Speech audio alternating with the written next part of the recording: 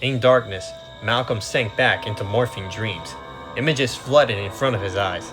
Fitness landscapes, the multicolored computer images now employed to think about evolution. In this mathematical world of peaks and valleys, populations of organisms were seen to be climbed to fitness peaks and slide down into the valleys of non-adaptation. Stu Kauffman and his co-workers had shown that advanced organisms had complex internal constraints which made them more likely to fall off the fitness optima and descend into the valleys.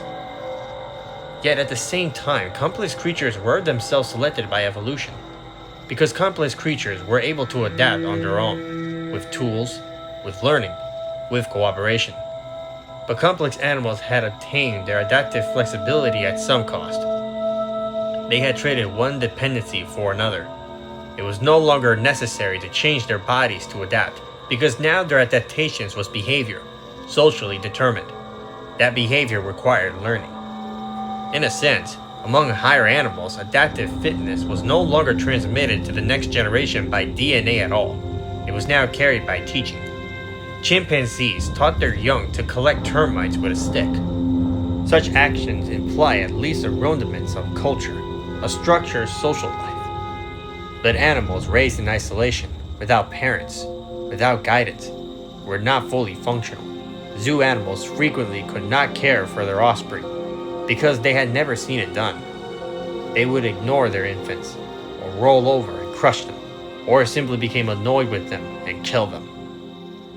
Velociraptors were among the most intelligent dinosaurs, and the most ferocious. Both traits demanded behavioral control.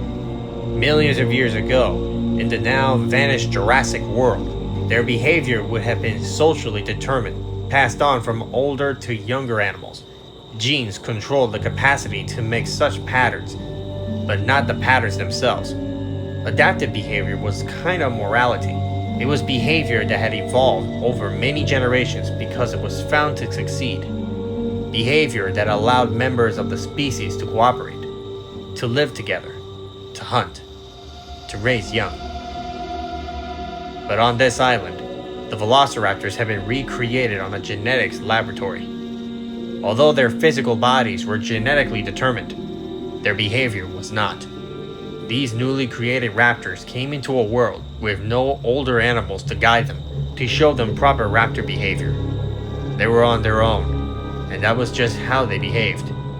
In a society without structure, without rules, without cooperation, they live in an uncontrolled, every creature for himself world where the meanest and the nastiest survived, and all the others died.